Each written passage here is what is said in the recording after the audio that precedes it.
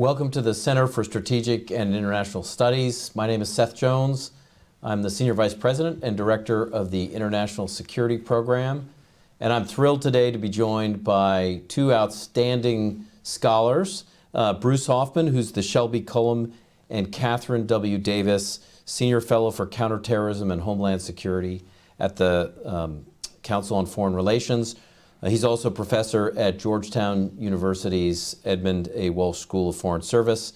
And Jacob Ware, who is a research fellow at the Council on Foreign Relations and an adjunct professor at Georgetown University's Walsh School of Foreign Service, also formerly of the Transnational Threats Program at the Center for Strategic and International Studies. So welcome back, Jacob. Thank you for having me, Seth. I wanted to start, as we get into this discussion of gods, guns, and sedition, which is a great title, by the way. I wanted to get in, start with an overview of what both of you mean by far-right terrorism. So you note on page 9 of your book that we define far-right terrorism in the American setting broadly as a threat featuring an overlapping and evolving multitude of actors, movements, and ideological strains, ultimately united by a desire to return the U.S. to some long-lost series of days defined by hierarchies, dividing people by race, gender, religion, and even regional identity, with white masculinity reigning supreme. So can you unpack that a little bit? What, for viewers out there, maybe one's less familiar with the terrorism landscape, how do you define it and explain it? And what kinds of groups or networks or individuals kind of fit into that? And then also as part of that, how do you differentiate it, say, from political parties, which are often defined in terms of the right or the left of the political spectrum? Sure. Well, thank you so much for having me, Seth. I think the key word in the definition is hierarchies. When you see acts of violence perpetrated on behalf of these ideologies, they're often seeking to defend or protect hierarchies. So let's use two examples of what we might call far-right violence. White supremacy, white supremacist violence. So you can look at the Buffalo shooting in May 2022 by an individual looking to protect his status atop the social hierarchy that he perceives as a white person, and therefore attacking black people and writing manifesto that also railed against Jews, the LGBTQ+ community. We've seen that kind of white supremacist attack inspired by a conspiracy theory called Great Replacement Theory in plenty of other places like Pittsburgh, El Paso, Christchurch, New Zealand, and most recently in Jacksonville, Florida.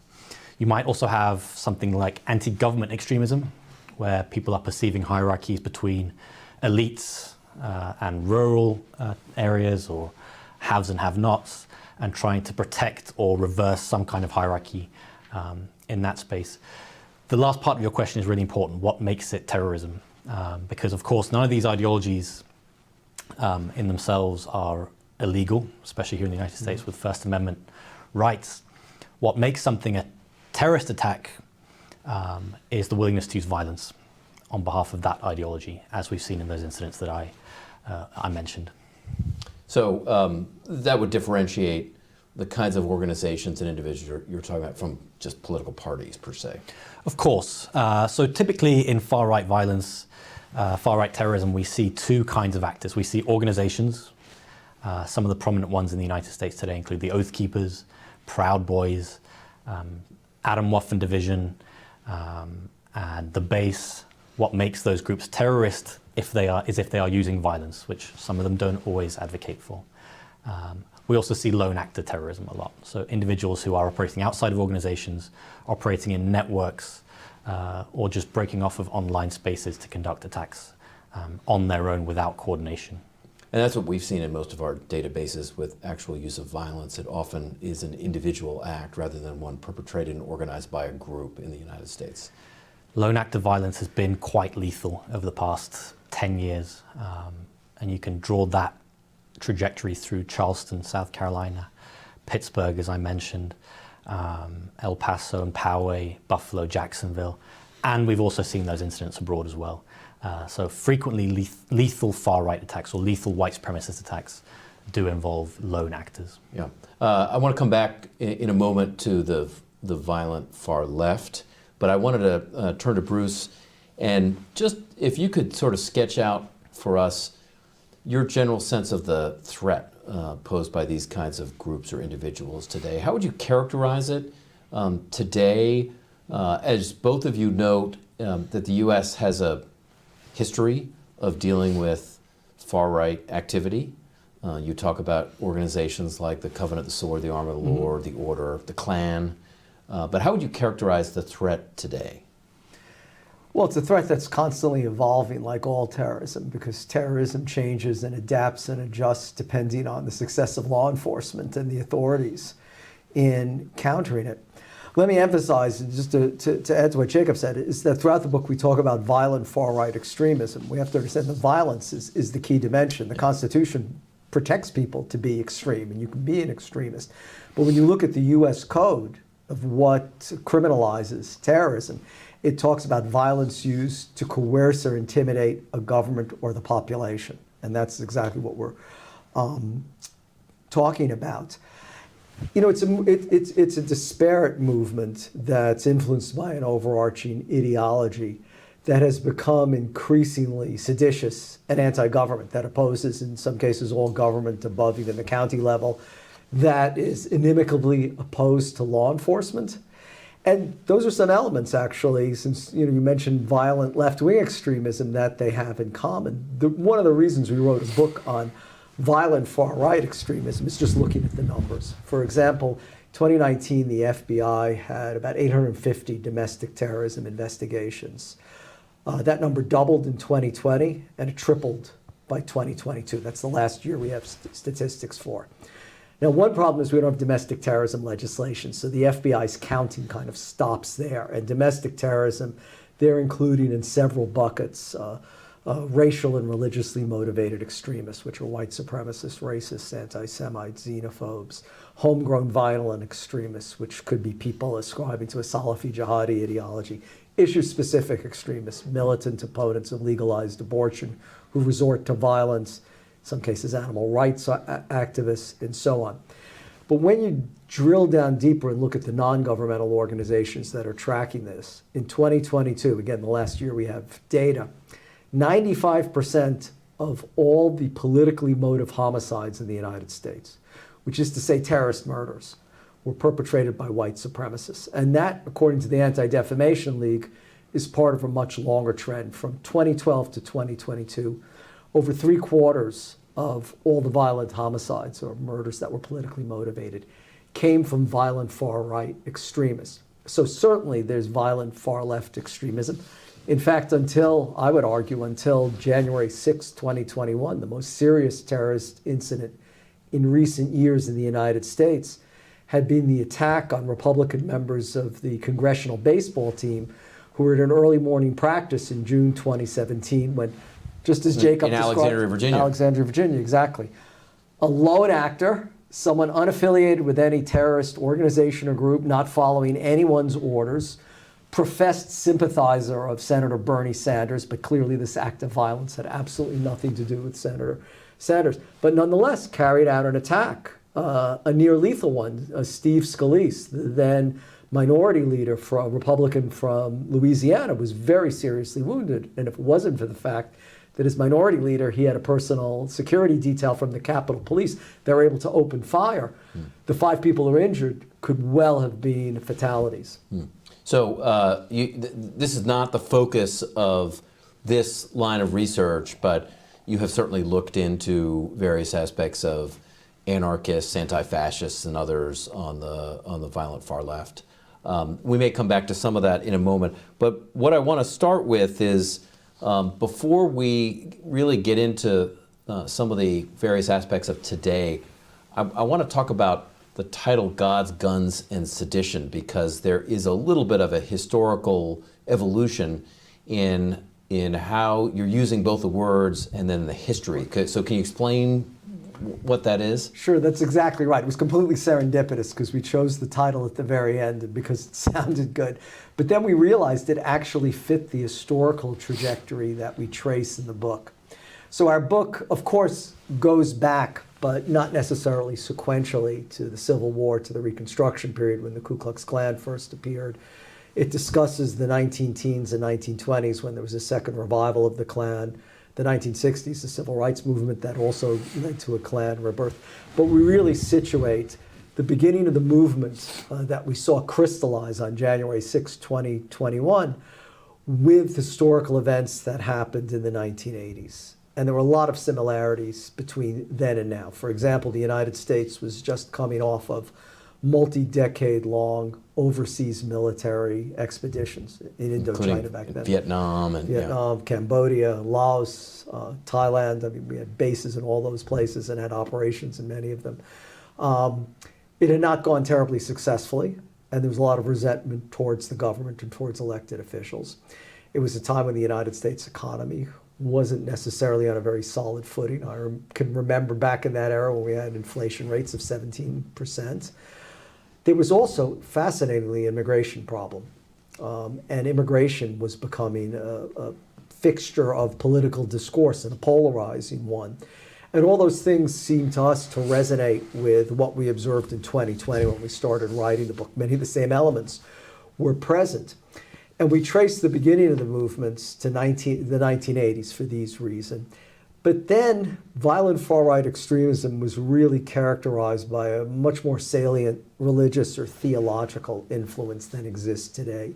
Many of the leaders of groups, the Aryan Nations, the Michigan Militia, for example, prefaced their names with titles like pastor or reverend. And they were making a conscious effort to interlink theology with political action, as it were. And the Church of Jesus Christ Christian, a white supremacist church, was sort of the centerpiece of that. In fact, the Church of Jesus Christ Christian still exists. I was driving cross country this summer, drove by 2 billboards in Missouri advertising them. So there was a religious element. But then we talk about one of the watersheds in this trajectory, and that was the trial of 14 white supremacists that was held in Fort Smith, Arkansas in 1988. They were all charged with seditious conspiracy.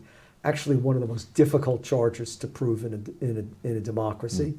Just recently, nearly 24 members and leaders of the Proud Boys and the Oath Keepers were convicted of seditious conspiracy. This was no mean feat, and the Justice Department is to be applauded for it, because in 1988, all 14 were acquitted.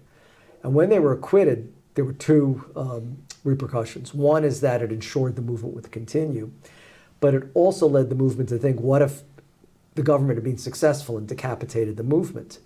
And they began to adopt a theory of terrorism that has gained a lot of prominence in the 21st century, did not originate in the Middle East or South Asia with Al-Qaeda or ISIS, but with the white supremacists, and with actually someone named Louis Beam, who was a Vietnam veteran, was the Grand Dragon of the Ku Klux Klan in Texas, was leading the charge against immigrants, and then it was Vietnamese shrimpers and boat people coming to the United States.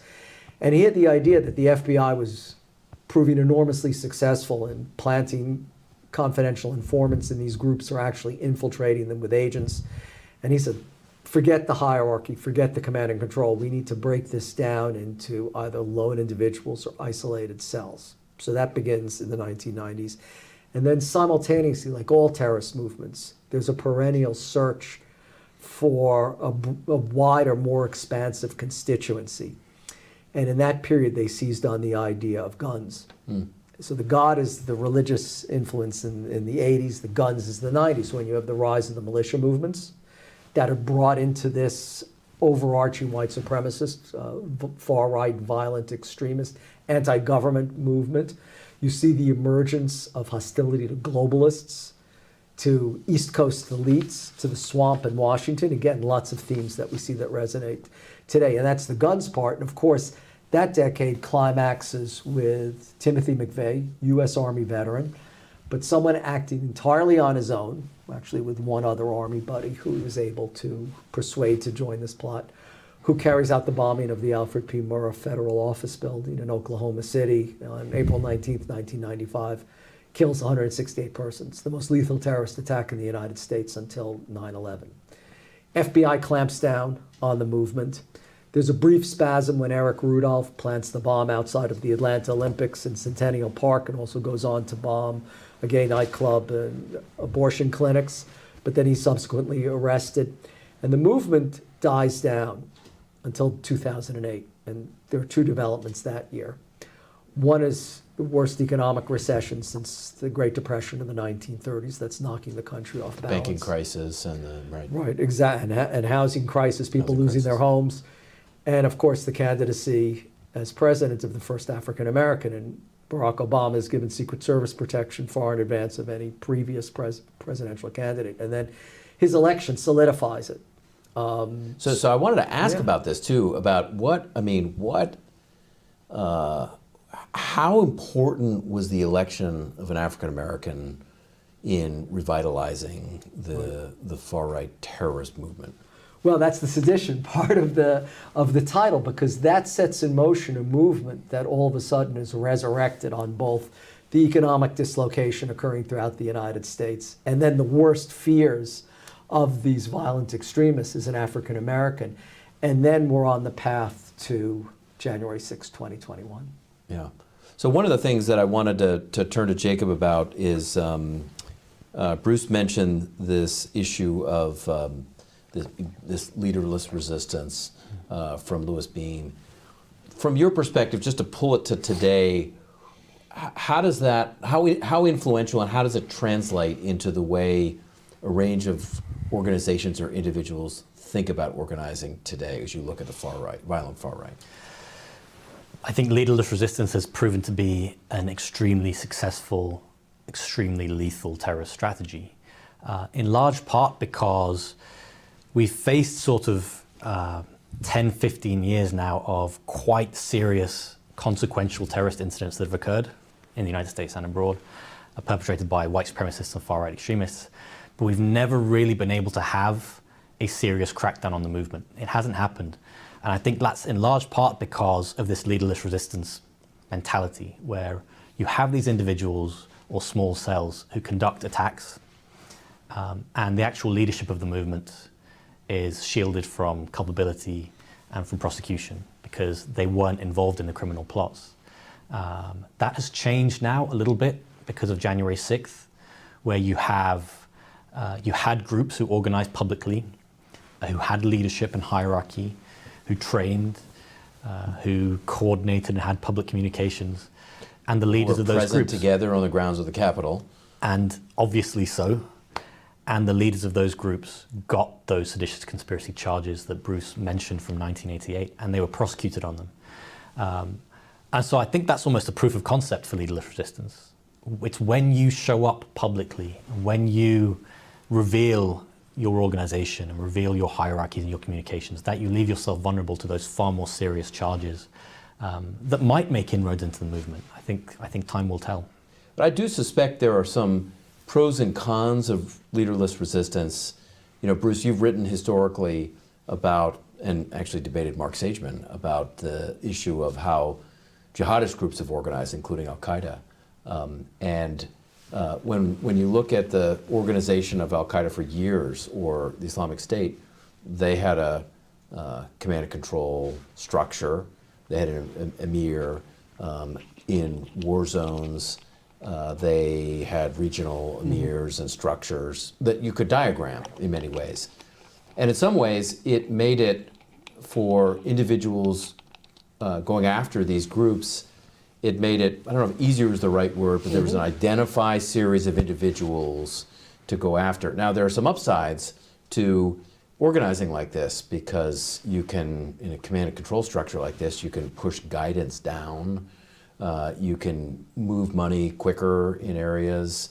You can do centralized planning. So how do you think about the pros and cons, both of you, about leaderless resistance, what it gets you and what challenges the FBI faces or local law enforcement faces, but also some of the risks for organizations or individuals that move to leaderless resistance? Well, as you know, and even going back to the debate of a decade and a half ago with Al-Qaeda, it's very rarely an either or. Right. It's both. Now, they may not always be in equipoise. I mean, one may be more active or less active than the other, but we always have to worry about both.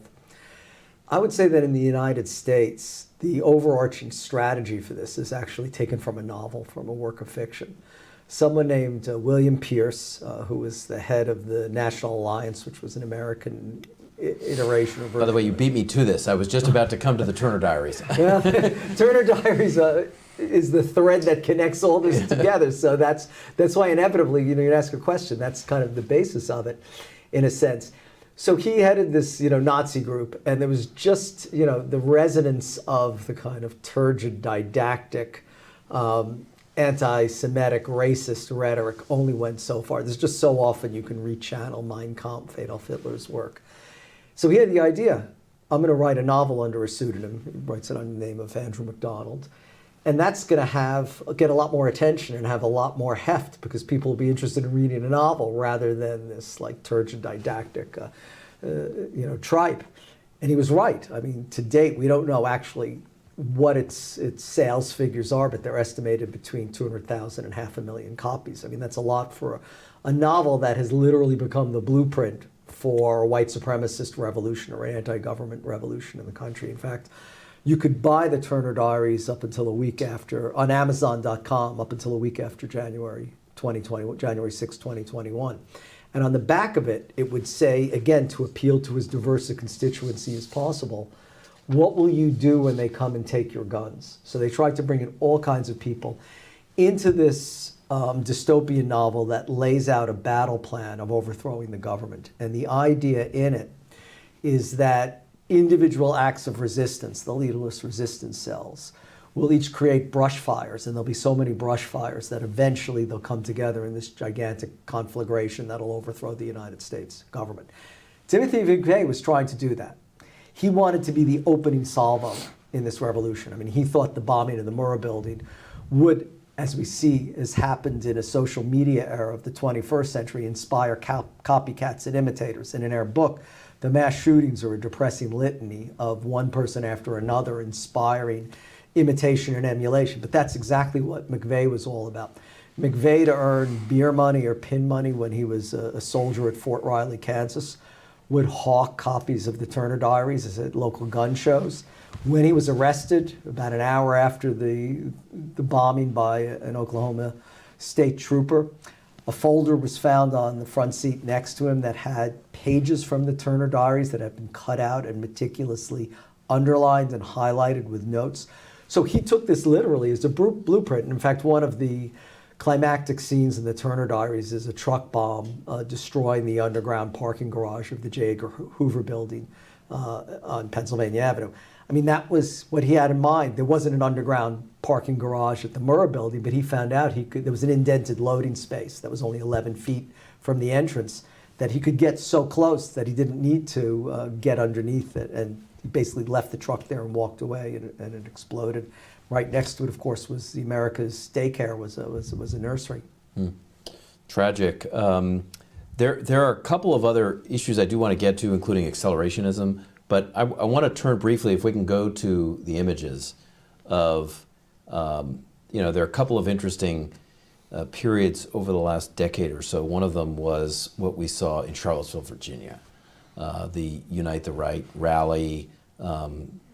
There was violence there. The images from it, including the burning torches, were striking. But can you talk a little bit about where the Unite the Right rally sits in the last couple of years of the violent far-right activity, how important it was, and anything else that's sort of key as we look back at the last few years? Well, it's one of the pivotal moments in our book, and it's one of the pivotal moments in the recent history of far-right terrorism. And what are we looking at here, by the way? We're looking here at one of the flyers for the rally that lists the date, obviously the location, and some of the speakers who are going to be participating. Unite the Right rally occurs in mid-August 2017, and the key thing to remember about this that was often lost in the media coverage is this was not kind of GOP loyalists or conservatives gathering. The people who gathered were explicit white supremacists and neo-Nazis, explicit, and you saw that in some of the rhetoric that you see on the Confederate flags, for example. You saw that in the groups who gathered and what they were wearing, and you saw that in the chants as well. Blood and soil, which is neo-Nazi language. Jews will not replace us, which is great replacement neo-Nazi language. On the second day of Charlottesville, a terrorist attack occurred. on 4th Street, where a paralegal, Heather Heyer, was murdered by a neo-Nazi who had been warned by his mother before departing to be careful, and he had responded to her in text saying, I'm not the one who needs to be careful, with a picture of Adolf Hitler. So that shows you the mentality, the ideology. But it's even more important what happens afterwards, which is where you have this very public, very ugly back and forth that plays out in the media with President Trump, that eventually ends after several days of this back and forth with him uttering a series of words which has gone into history of this movement, really, and that is, there were very fine people on both sides. What that really meant for the movement was, for the first time in this modern era, they felt they had top cover. They felt they could gather again as explicit white supremacists and neo-Nazis. They could commit violence on behalf of those ideologies, and they would have protection from the president. And they still talk about this moment. They still talk about how impactful it was. The first person on this list is Richard Spencer, who's a white supremacist kind of pseudo-academic think tanker. He's on the record as saying Charlottesville wouldn't have been possible without Trump. Another thing to remember on the flip side is Trump would actually end up paying a pretty dear political price for what he said, because when President Biden announced his candidacy for presidency, the opening images were of Charlottesville, of saying President Trump had drawn an equivalency between those who hated and those who stood against hate. And that's what propelled him ultimately to defeat President Trump. So where does the concept of accelerationism come in here? What does it mean, and how does it then fold into violent far-right ideology? Sure. Accelerationism is a strategy of terrorism, again like Leaderless Resistance, that basically calls for revolutionary acts of violence because society is so corrupt, so broken, that the only solution is catastrophic, apocalyptic violence, like a civil war or a race war. Bruce has already mentioned a couple of incidents that play into this. The Turner Diaries is an accelerationist doctrine. Timothy McVeigh's attack on Oklahoma City is an accelerationist attack.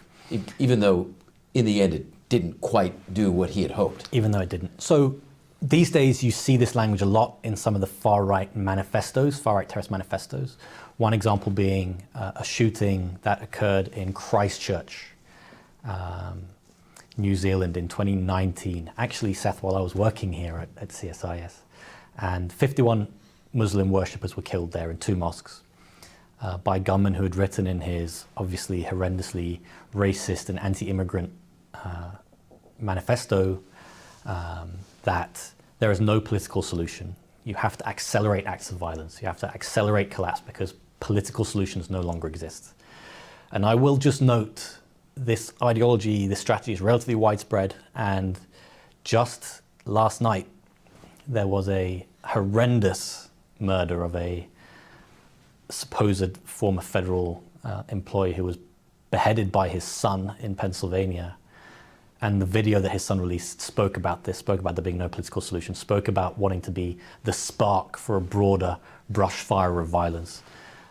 So this particular strategy is very effective at inspiring violence, because basically once you've decided that that political solution to your grievances, to the issues that you see no longer exists, you're really only left at that point with that one solution. And too many people have taken that path.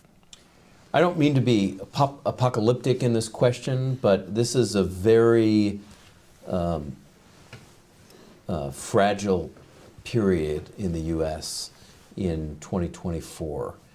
It is an election year with a presidential election. It's a very polarized society. We have had a number of acts along the lines of what you just mentioned, Jacob. How concerned are you about violence levels increasing along these lines, whether it's leading up to, during, after the elections? How, for those, as you look at the far right, the violent far right, those that are committed to terrorism, how do the elections play into that? Elections have been very effective over the past 20 years at inspiring new violence from the far right. Bruce already mentioned the election of Barack Obama. It was an ideological spark more than anything else, a reminder or proof for these individuals of this great replacement theory that they have as their worldview. The election of President Trump, of course, led to rises in hate crimes and harassment against minority communities. We also saw a far left reaction to that, to his inauguration, especially here in Washington, D.C. And then President Biden's election, of course, leads to a rise in election denialism and anti-government extremism, culminating at January 6th at the US Capitol. So I think people studying this issue intently are very concerned about 2024, both in terms of anti-government violence, partly because of the rhetoric. We're seeing the deterrence against acts like January 6th eroding, I think, because of some of the language that's used against about those defendants, hostages, martyrs, political prisoners. But I would argue, Seth, that I'm even more worried about great replacement acts, white supremacist terrorist attacks, in part because one of the political parties here is going to run heavily on immigration as a political issue. That's well within their rights, but some of the rhetoric that's emerging is quite concerning. Last week, a former Fox News host, now posting primarily on X, tweeted or posted on X that there's an invasion happening. He said, "Where are the men of Texas? Why aren't they defending themselves?" To which I would respond, of course, sometimes men of Texas, in scare quotes, do defend Texas. And that results in acts like what happened in El Paso in August 2019, where 23 people were murdered. 23 primarily Latino immigrants were murdered in a supermarket. So the recklessness of the rhetoric, I think, is quite concerning. Which was unambiguously an act of terrorism. Unambiguously an act of terrorism, again involving somebody who published a manifesto where he used basically the exact same language as that Fox News host, saying, "I'm defending my state against a historic invasion." This kind of language is particularly effective at accelerating those kinds of acts of violence on behalf of these very dangerous ideologies. So we're very worried about 2024. Bruce, do you have anything to add about 2024? Well, writing this book reminded me very much of the early 1990s, when there was profound skepticism of globalization, that the United States was changing, that there were the possibility of legislative initiatives that might impact what they saw as their constitutional rights, but really this lack of trust in government and lack of faith in elected leadership, that resonates for me. And of course, that created the cauldron of anti-government extremism that led to Oklahoma City, in fact, and to the Murrah building bombing. So it's almost like we're back in that same place. In fact, in some respects, we're worse, because polls that have been done by the University of Maryland, the Washington Post, show regularly that roughly a third of Americans believe that in certain circumstances, violence would be justified against the United States government. I mean, how can that be in a democracy? We can change government through elections. But there's such a deficit of trust and faith in the electorate. And we are a very well-armed society that you have really a convergence of opportunity that, at least the past decade doesn't inspire a lot of hope that this election will be uncontroversial and perhaps even nonviolent. Yeah, one follow-up question, Bruce, for you, which is, you've been studying terrorism for decades. You were one of the most prominent people even early on studying the violent far right, even before you were looking at jihadist groups. But this is also personal for you in some ways too. You note in the beginning of the book that you've also been a target as well. So, I mean, how much of this is not just an academic, but a real serious issue for you as you look at it? Well, it gives you a different perspective, because you realize that words matter and that words are designed to have an impact. Now, the people that were threatening me, I wasn't necessarily worried specifically about them. But when you splay it across the internet, for example, just like the infamous Pizzagate, right? Edgar Welch read that Comet Pizza in Northwest Washington, D.C. was imprisoning children as part of a pedophilia gang run by former Secretary of State Hillary Clinton in the basement. And he drove up from North Carolina with an assault weapon. He shot off the lock to a cupboard that he believed was the door to the basement. Comet Pizza doesn't have a basement. Mm-hmm. But you could see how words matter. I mean, it inspired him to carry out violence. And that to me is the biggest difference in this movement today than, let's say, from the 1990s or even the 1980s. all these sentiments that Jacob and I have spoken about have existed in this country for centuries. In fact, there's, some people take pride in being anti-government, in fact. But the difference was racists, anti-Semites, xenophobes, anti-LGBTQ, anti-Catholics, militant tax resistors were all isolated cells or pockets of individuals spread across the country with absolutely no center of gravity. Unfortunately, in the 21st century, social media has given them that center of gravity and given them that connectivity. And that's why anything that is rhetorically comes across on social media can have consequences in real life, such as inspiring people because of threats to actually take action. And therefore, no one in this environment can feel completely safe. Yeah, so you spend a chunk of time in the book talking about the globalization and the role of social media. So how do you, and you've already mentioned Christchurch, for example, how do you see connections overseas, and how is the role of social media, what role has it played in expanding some of this extremism overseas? Social media is bringing together different networks, of course. Social media, I think, is also making some of these ideologies more transnational. So anti-immigration extremism is now a fully transnational concept. One example of that is Christchurch, where he had drawn a lot of symbols on his firearms, and one of the areas that he was writing about rape scandals in Britain that were apparently evidence of, how dangerous immigration was. So this was somebody who was inspired by events abroad. He was also inspired by events here in the United States, and he was a symbol, I think, of how certain ideological elements or tactical elements of far-right terrorism are being exported, in this case, New Zealand. He writes in his manifesto that he could have used could have used explosives if he wanted to, but he decided to use firearms for the impact it would have on the Second Amendment debate in the United States. He felt that, again, accelerationism, right? He felt that he could split the US into these two camps, that the left would come to take guns, and that would be the trigger for a civil war. Somebody committing a terrorist attack that murders 51 people in New Zealand to try to start a civil war in the United States should be very concerning for us, I think, in terms of what our foreign policy is, soft power, our national security. And I'll also point out that matters in strategic competition, because just last January 2023, we saw an election riot that occurred in Brazil, one of the front lines of strategic competition, that was inspired by very similar grievances as January 6th, perpetrated by a very similar kind of mob targeting a similar location, while the leader of that movement was actually in self-proclaimed exile in the United States. That impacts how these countries are viewing us, viewing our democracy as we enter this new era of great power competition, and that matters. Could I add something to that? Yeah.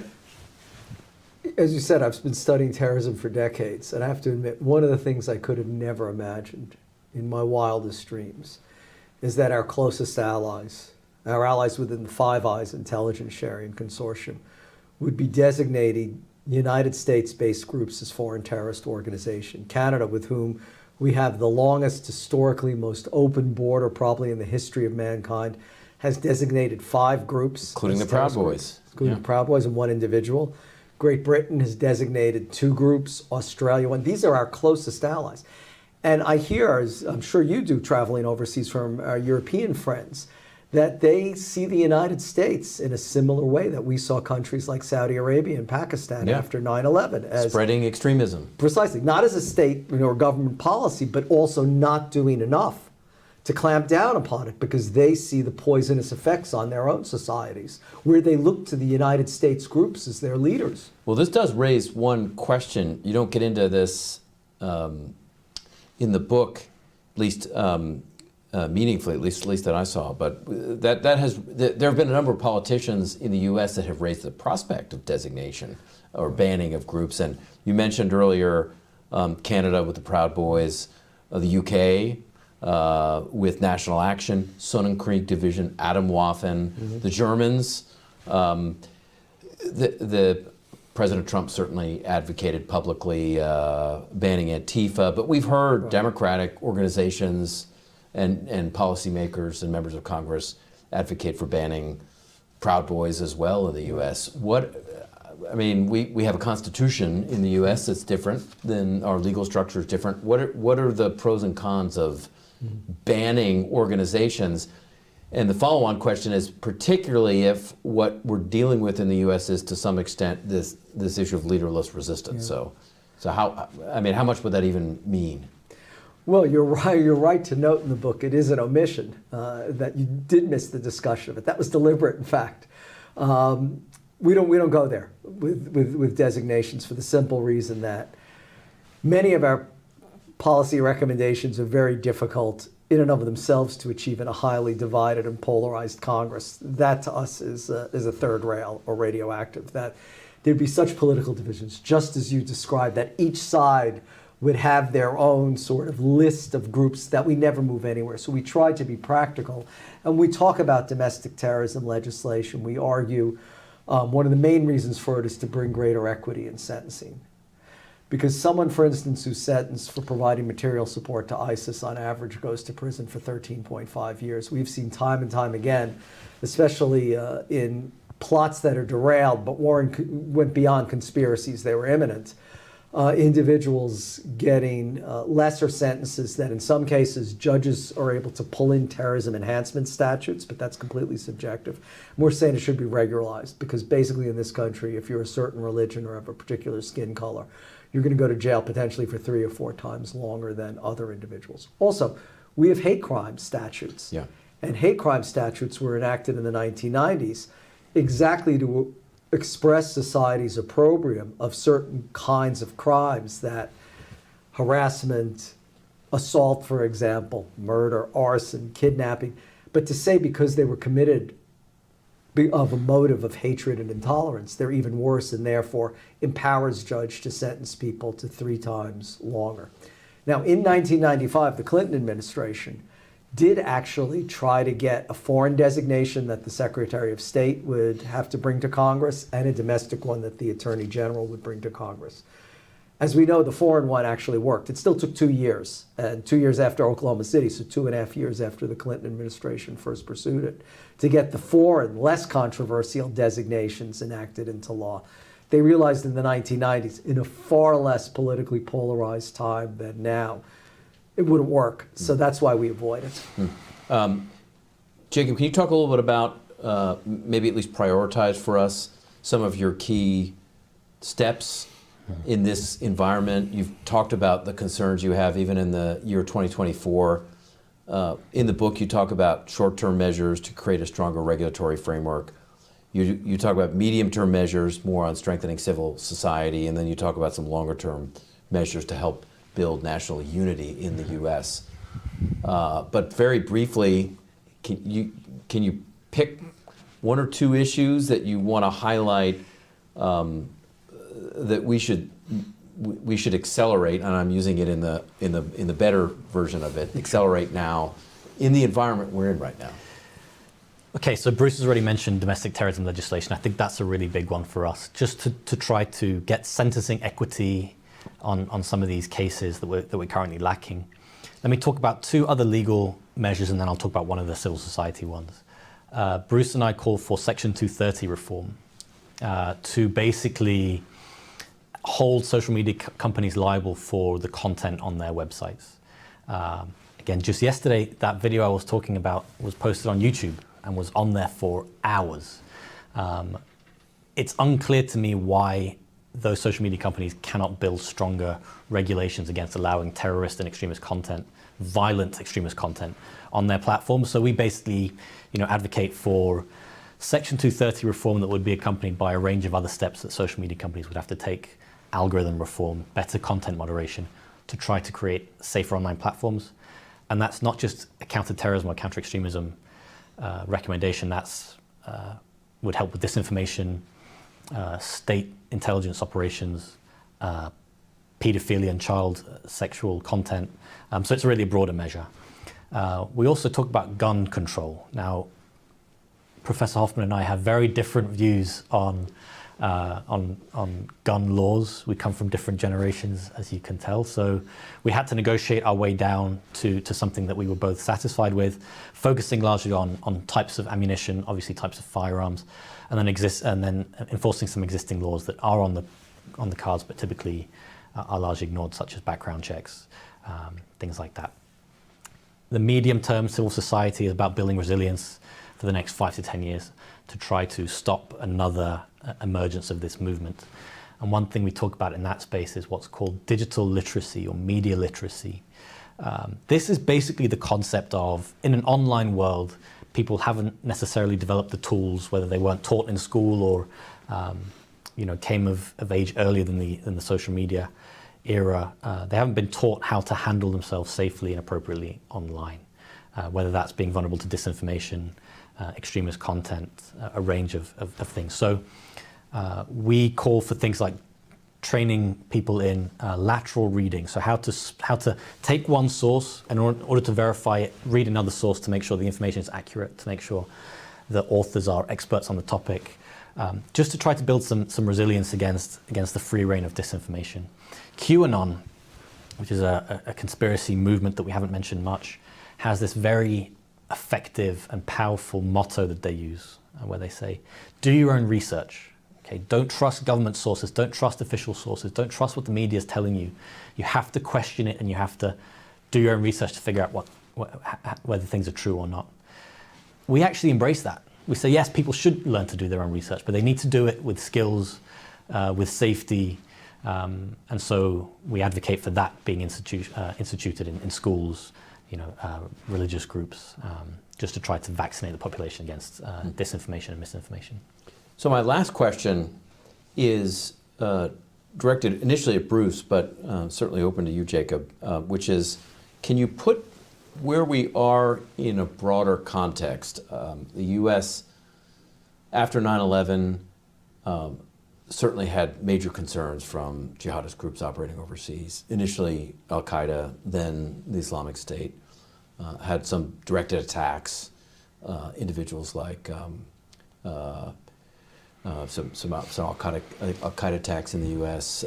We had David Headley plotting from Chicago. We had Najib al-Azazi. Then we had a period where there were a growing number of, at least Islamic State-inspired attacks. There's a lot of focus at the White House level on the Chinese and Chinese activities, Russian activity overseas, the Iranians and Quds Force.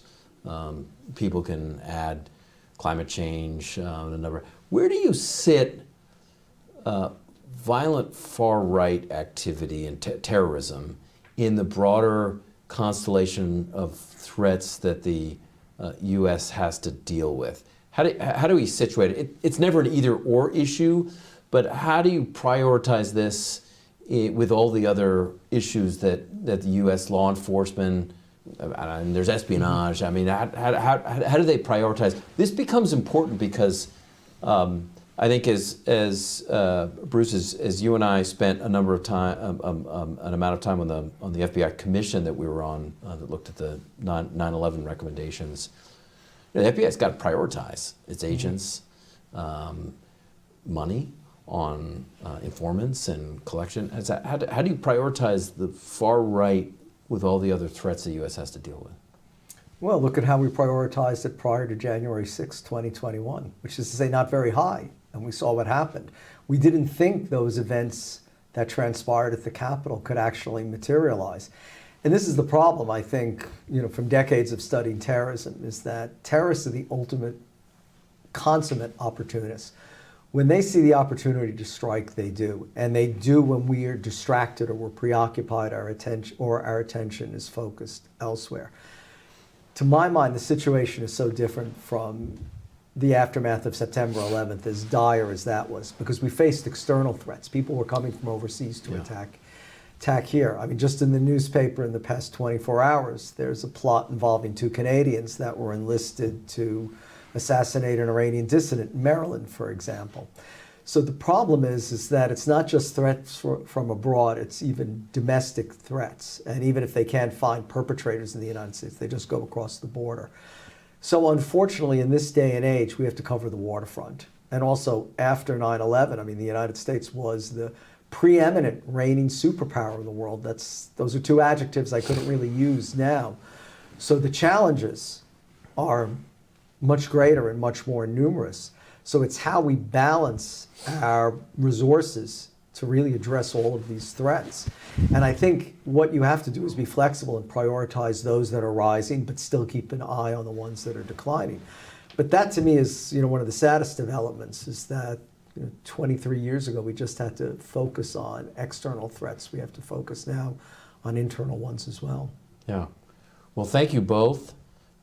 Very good discussion, sobering discussion on gods, guns, and sedition. Appreciate it. Go buy the book. So thank you both for coming. Thank you, You're Seth. very welcome. Thanks for having us.